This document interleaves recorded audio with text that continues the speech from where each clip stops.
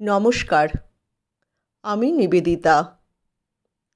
শুধুই গল্প নিবেদিতা চ্যানেলে আমার সকল শ্রোতা বন্ধুকে স্বাগত জানাই। অনুগ্রহ করে চ্যানেলটি সাবস্ক্রাইব করবেন। গল্পটি ভালো লাগলে লাইক ও শেয়ার করবেন। আপনার একটি লাইক আমার কাছে অশেষ মূল্যবান। আপনার একটি সাবস্ক্রিপশন আমাকে আরেকটি নতুন গল্প লিখতে সাহায্য করে। আমার আজকের নিবেদন একটি ছোট গল্প, অবসাদ।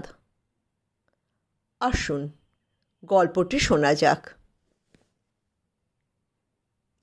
হঠাৎ আমার ফোনটা বেজে উঠল। আমি চেয়ারে বসেই ছিলাম, ফোনটা হাতের কাছেই ছিল। মোবাইলটা তুলে নিয়ে নামটা দেখলাম, কৃষ্ণা।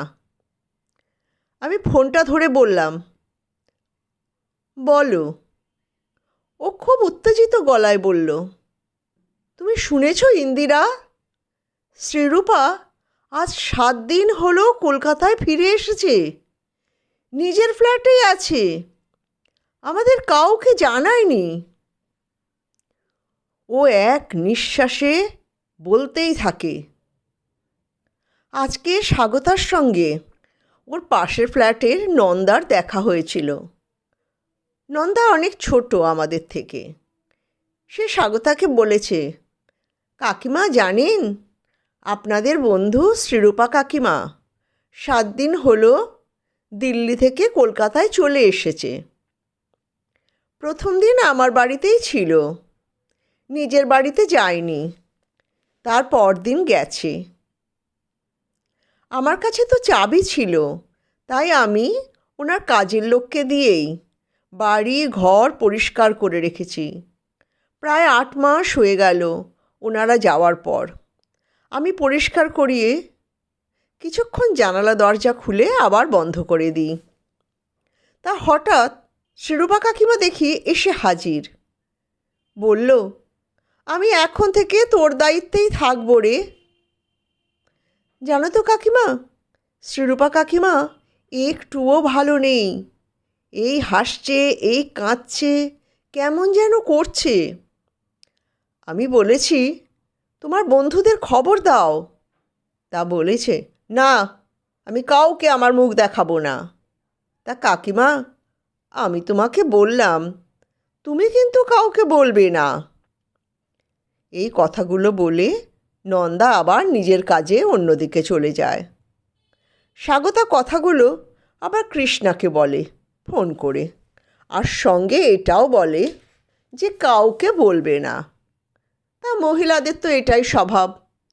যদি একবার বলেছ যে কাউকে বলবে না, তখন দেখবে সেই কথাটা সঙ্গে সঙ্গে আর একজনকে বলে দেবে, আর সেই স্মরণ করিয়ে দেবে সেই আদি অকৃত্রিম কথাটা, কাউকে বলো না যেন। যাই হোক, আমি 3 নম্বর যে এই শ্রীরূপার আসার কথাটা জানলাম। শ্রীরূপা আমাদের আবাসনেই থাকে। আমরা কলকাতায় মোটামুটি একটা ভালো আবাসনে বাস করি।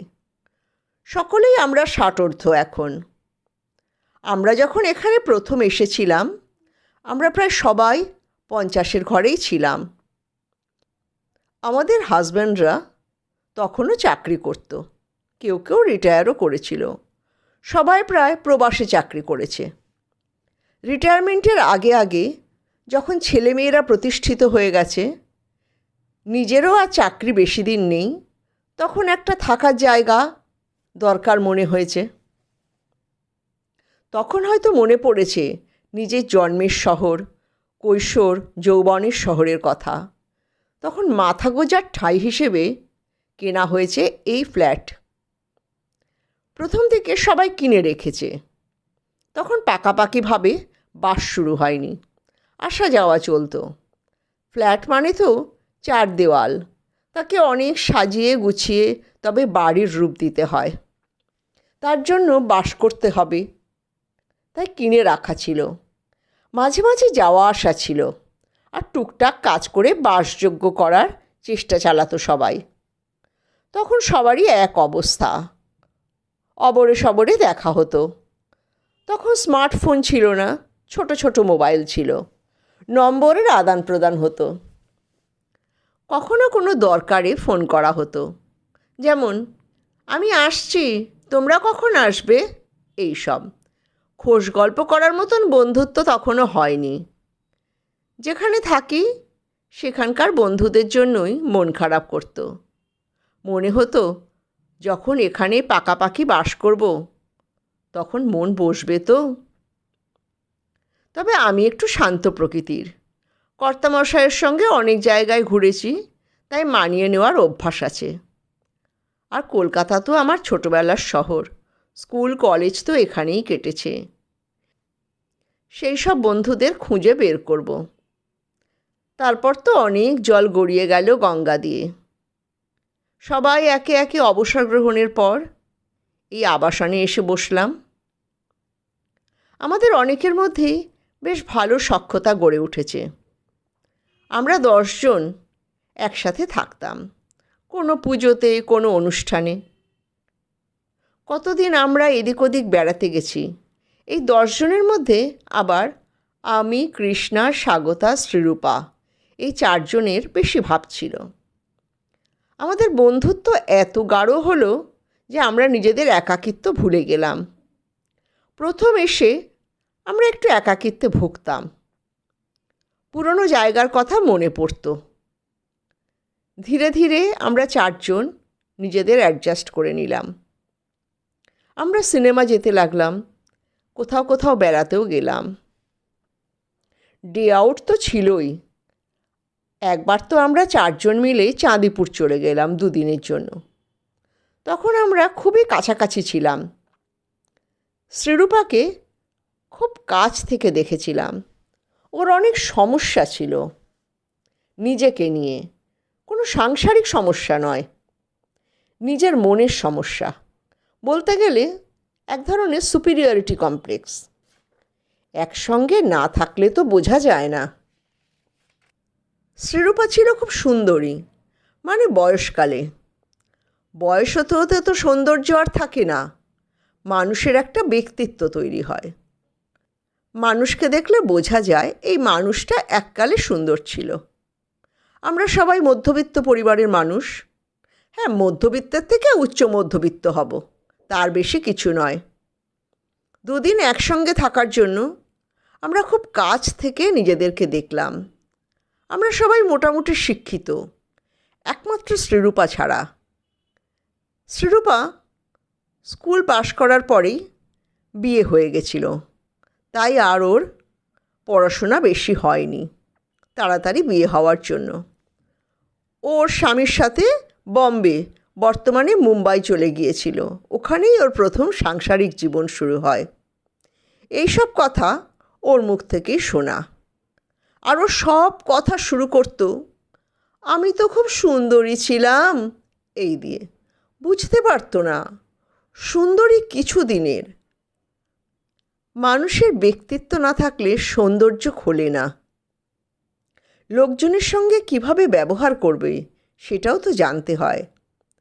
একা একা পথ চলতে হয়, তবেই না নিজস্বতা গড়ে ওঠে। না হলে সুন্দর তো একদিন ধুয়ে যাবে। আমরা কি ফিল্ম অ্যাক্ট্রেস যে সৌন্দর্য ধুয়ে জল খাবো? আমরা বাকি 3 জন সাধারণ, মহিলারা যেমন হয় তেমন। শ্রীরূপা শুধু বলতেই থাকে, আমাকে একবার দেখতে এসে আমার বর এমনই পছন্দ করে ফেললো যে কি বলবো, আর চোখ ফেরাতেই পারে না। এখনও তো আমাকে এক মুহূর্ত না দেখে থাকতে পারে না। এই যে এসেছি, ওর যে কি মন খারাপ, কতবার যে ফোন করলো কি বলবো। আর আসবো না বাবা একলা, তোমাদের তো একবার মাত্র ফোন করে খোঁজ নিয়ে ব্যাস হয়ে গেল তোমাদের বরেদের। আর আমার বরকে দেখো, আমাকে চোখে হারাচ্ছে। কৃষ্ণা বলে ফেলল, আমরা অত সৌভাগ্যবতী নই গো।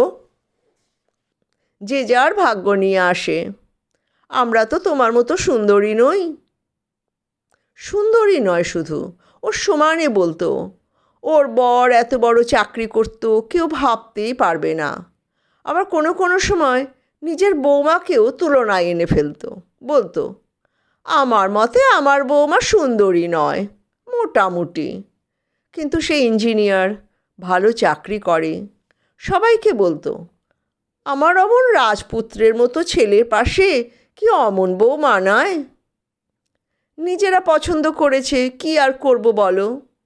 বৌমা তো জানতো, বুঝতো, সুতরাং তার শাশুড়ির সঙ্গে সম্পর্ক ভালো নয়। শ্রীরূপা যেন কিছুই বুঝতো না। আমাদের 10 জনের যে গ্রুপটা ছিল, আমরা প্রতি মাসে এক একজনের বাড়িতে জড়ো হতাম। ওর বাড়িতে যেদিন হতো আমরা ভয়ে ভয়ে থাকতাম।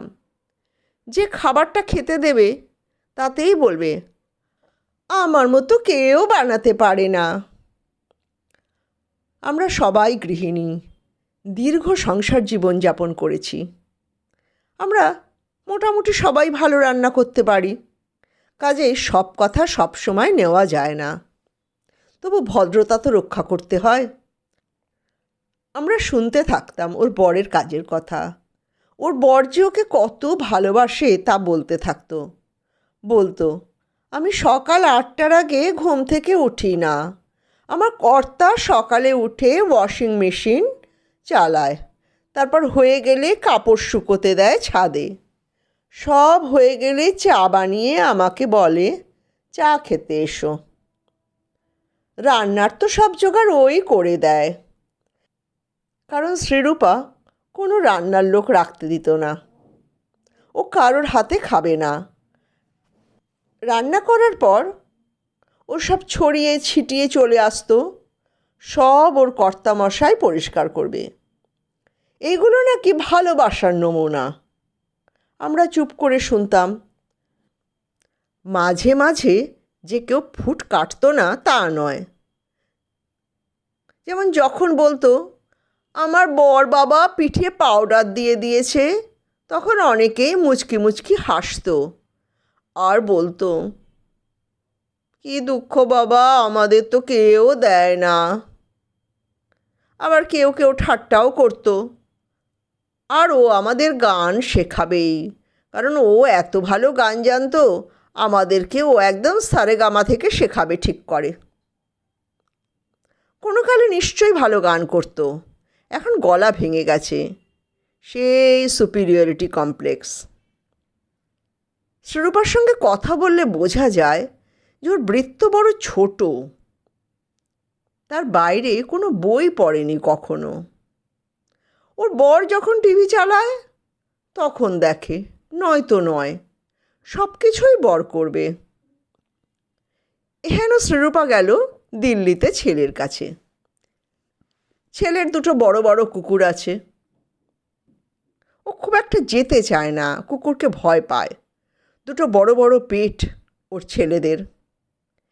1 মাস ভালোভাবে থাকা হয়ে গেছে, ওদের ফেরার টিকিটও হয়ে গেছে। আমাদের ফোনে ফোনে কথা হয়, বলল এই দিনে ফিরব। এমন সময় হঠাৎ ওর কর্তামশাইয়ের খুব শরীর খারাপ হয়, সাথে সাথে ছেলে হাসপাতালে নিয়ে যায়, হার্ট অ্যাটাক হয়। ডাক্তার বলেন যে বাইপাস করতে হবে, না হলে কিছু করা যাবে না। বাইপাস হয়, কিন্তু ভদ্রলোককে বাঁচানো যায়নি। শ্রীরূপা হয়তো ভেবেছিল সারা জীবন ওর বর বেঁচে থাকবে। ও প্রায় পাগলের মতো হয়ে গিয়েছিল। তখনও ফোনে আমার সঙ্গে কথা হয়েছে, বলেছে এমন কোনো ট্রিটমেন্ট নেই যা হয়নি, কিন্তু কিছু থেকে ইনফেকশন হয়ে গিয়েছিল, আর বাঁচানো যায়নি ভদ্রলোককে। ও কখনো অজ্ঞান হয়ে যাচ্ছিল, কখনো আবার হাসছিল, কিছুই ঠিক ছিল না। ছেলে বৌমা অনেক করেছে ওর জন্য। ওখানে 8 মাস প্রায় পাগলের মতো ব্যবহার করেছে। তাদেরও তো একটা জীবন আছে, চাকরি বাকরি আছে, সংসার ধর্ম আছে। তারাও বোধহয় আর পেরে ওঠেনি। তারপর ছেলে বৌমা পাঠিয়ে দিয়েছে বাধ্য হয়ে। ও থাকবে না জেদ করতো, অথচ একাও থাকতে পারে না। ওর যাবতীয় গৃহকর্মের সঙ্গী ছিল ওর বর, তিনি নেই। ও তো কারোর সাথে যোগাযোগ রাখে না, কোনো বন্ধুর ফোন ধরে না, ফোন করলে কেটে দেয়। ওর বর ওকে হাতের তালুর মধ্যে রেখেছিল, ওর একলা চলার ক্ষমতা তৈরি হতে দেয়নি। ও বুঝতে পারে না দুজন মানুষ সারা জীবন একসাথে থাকতে পারে না, কেউ না কেউ তো আগে যাবেই, এটাই নিয়ম। এই নিয়মটা সবার ক্ষেত্রেই এক, এটা মানতে হবে, মানিয়ে নিতে হবে, নিজেকে সবার সঙ্গে মানিয়ে চলতে হবে। জগতের সঙ্গে বিচ্ছিন্ন হয়ে থাকা যায় না, তাতে বেঁচে থাকবে কিন্তু অবসাদগ্রস্ত হয়ে যাবে। এত ছোট বৃত্তে মানুষ বাস করবে কি করে? সেজন্য তো ও ছেলের সঙ্গেও থাকতে পারছে না, তারাও বাধ্য হলো পাঠিয়ে দিতে। এই অবসাদ থেকে তো মানসিক অসুখ হয়ে যাবে। অবসাদ থেকে বেরোনোর রাস্তা নিজেকেই খুঁজতে হবে। মানুষের সাথে যোগাযোগ রাখলে মানুষ শুধু সাহায্য করতে পারে, কিন্তু উপায় নিজেকেই বের করতে হবে।